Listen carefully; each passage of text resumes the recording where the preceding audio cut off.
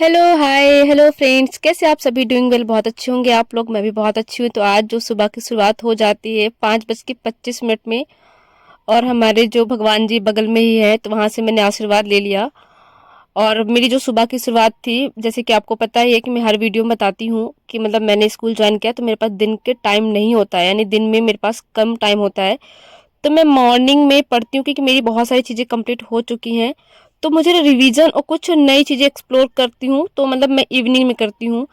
तो मुझे जो पढ़ना था मैंने फटाफट रिवीजन कर लिया। देखो, कंसिस्टेंसी के साथ, यानी कि आप एक मतलब कहते हैं ना कि अभी जो अध्याचन भी आ चुका है, तो अब ये सोचिए कि वैकेंसी आएगी ही आएगी। हाँ, मानती हूँ हर चीज़ में टाइम लगा है और लगता है। देखिए ना, तो मैं एक मतलब मैं ही स्पेशल वेट कर रही हूँ।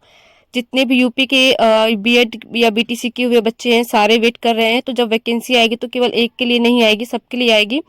हाँ, सबकी दिक्कतें अलग अलग हो सकती हैं, जैसे मेरी भी हो सकती है, आपकी भी अलग अलग अलग हो सकती है। और प्लीज़ मेरे जो घर का बैकग्राउंड उसको डोंट माइंड करिए, क्योंकि आज भी मेरा घर मिट्टी का ही बना है। तो मैं मॉर्निंग मोड जाती हूँ और अभी भी मेरी साइंस ही चल रही है। तो अभी मैं साइंस का रिवीजन फटाफट कर रही थी। जो मेरे टिश्यू वगैरह बचे हुए थे, मैं सोच रही कि जो भी मेरे टॉपिक्स हैं, जो भी मतलब चीज़ें जो कभी छूट गई थी, वो सारे टॉपिक मैं पढ़ लूँ।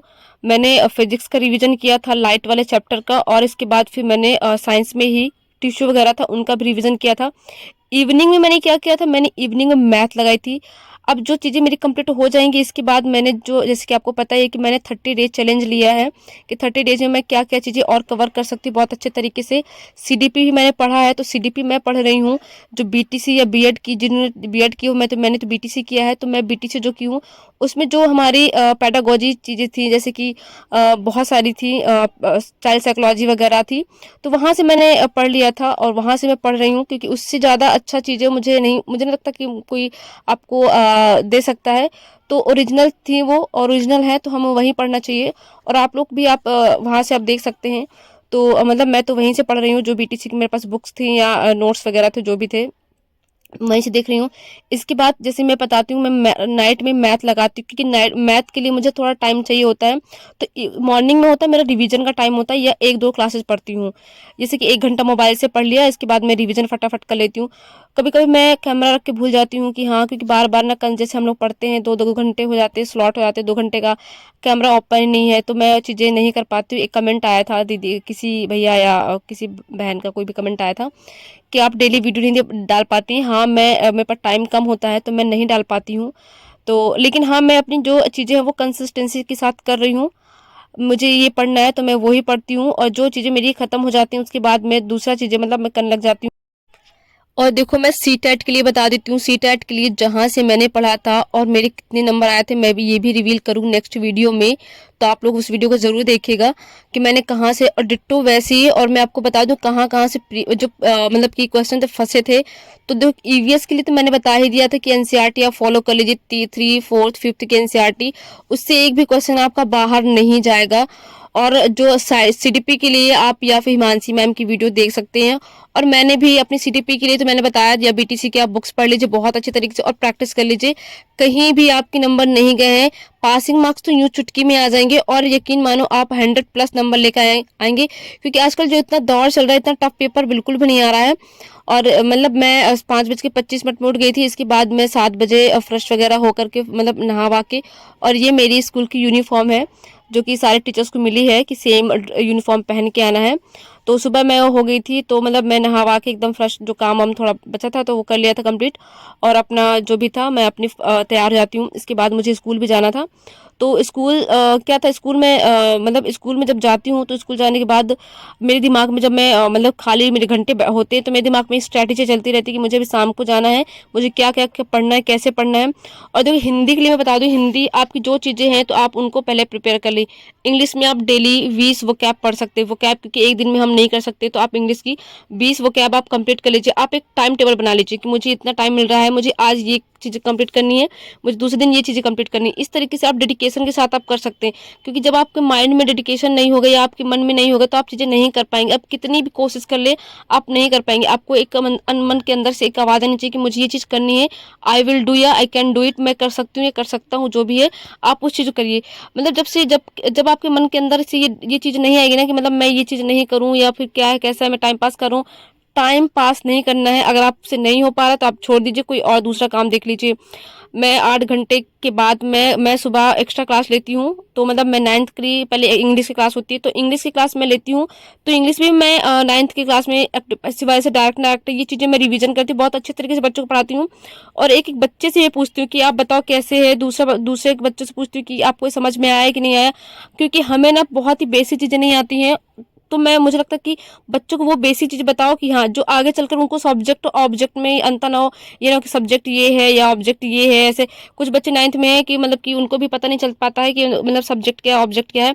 तो आप सारी चीज़ें कर लीजिए, मतलब लगता है कि बेसिक चीज़ें हैं। इसके बाद मतलब फिर शाम को हो जाता है तो छुट्टी वगैरह।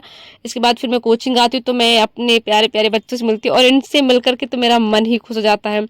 और एक एक बच्चे से मैं पूछती हूँ, मतलब हर चीज़ पूछूंगी कि आपको क्या याद हुआ, क्या नहीं याद हुआ। क्योंकि मेरी रिस्पॉन्सिबिलिटी है, भले ही मुझे पैसे कम दे या ना दे, बट मेरी रिस्पॉन्सिबिलिटी, अगर मेरे पास आए हैं तो मैं उनको अच्छी तरीके की चीज़ें समझाऊं या पढ़ाऊं। लेकिन यकीन मानो, मैं अपनी पूरी ईमानदारी के साथ चीज़ें करती हूँ कि हाँ, उनको ये ना लगे कि मैं नहीं पढ़ा पा रही हूँ, या ये ना लगे कि मतलब मैं ये चीज़ें मुझे नहीं आ रही तो मैं उसे सीखूँ। मैं भी बहुत बच्चों से बहुत सारी चीज़ें सीखती हूँ।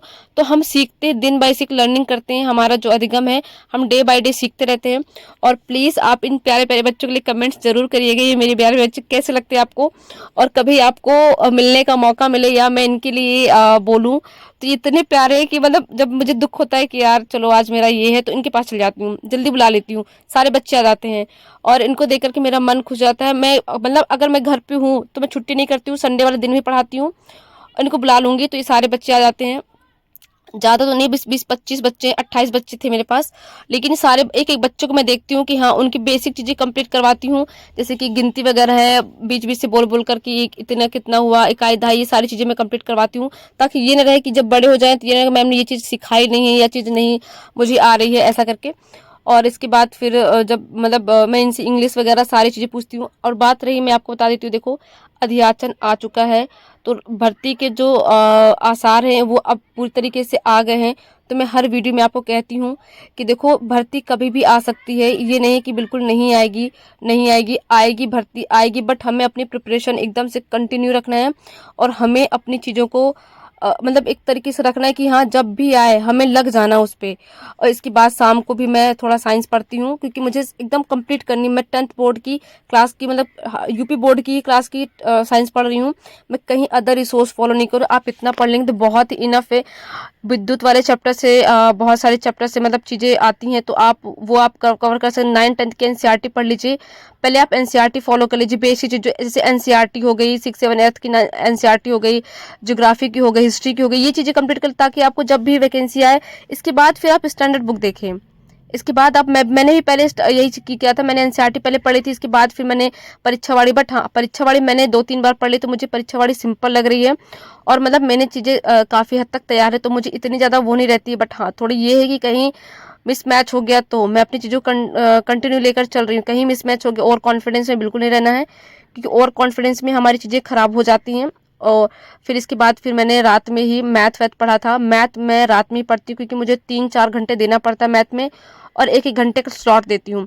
आप सुबह उठिए, सुबह उठ के 4 बजे उठ जाइए। 4 बजे नहीं उठ पा रहे हैं जो फ्री है घर में, तो 7 बजे उठ जाओ। 7 बजे उठ करके आप 3 घंटे 10 बजे तक पढ़ सकते हैं। 10 बजे आपका ब्रेकफास्ट वगैरह करके 12 बजे 12 बजे के बाद 3 घंटे पढ़िए। मतलब ऐसे ऐसे करके आप स्लॉट बना लीजिए, आपके पास तो इनफ टाइम है। मेरे पास तो टाइम की कमी, इसलिए मैं रात में पढ़ती हूँ, बट फिर भी मैं 6-7 घंटे की पढ़ाई कर लेती हूँ, क्योंकि 2 घंटे मॉर्निंग में हो जाती है और 3-4 घंटे शाम को हो जाती है। तो मतलब आप, मैं भी पढ़ लेती हूँ बहुत सारी चीज़ें। तो आप दो दो आप इकट्ठा नहीं पढ़ पा रहे हैं, पहले आप ऐसा करिए, मॉर्निंग में उठो, सीडीपी पढ़ लो। इसके बाद आप हिंदी पढ़ लीजिए, इसके बाद आप मैथ रात को पढ़ लीजिए। तो जिस तरीके से मैं पढ़ रही हूँ, तो आप भी वैसे पढ़ सकते हैं।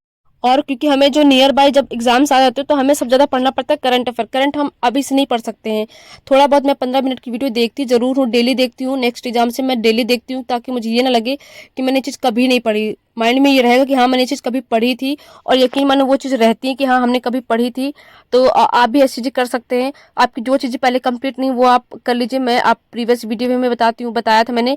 और सीटेट के लिए तो मैं यही बोलूँगी, प्लीज़ आप सीटेट वाले, बहुत अच्छा चांस है। अगर निकला तो मे भी जनवरी के बाद वैकेंसी आए, तो आपके लिए तो बहुत ही अच्छा चांस है कि आप लोग क्लियर कर लो। अरे यूपी वाले तो आप 90 नंबर ही ले आओ, मे बी, क्योंकि जिन्होंने अभी भी बीटीसी किया उनके लिए तो बहुत अच्छा चांस है। आज की वीडियो में इतना ही। अगर आपको वीडियो अच्छा लगा प्लीज़ आप मुझे लाइक कर सकते हैं, शेयर कर सकते हैं और अच्छे अच्छे कमेंट्स भी कर सकते हैं कि मैं और क्या स्ट्रेटेजी बेस्ट बना। Bye bye.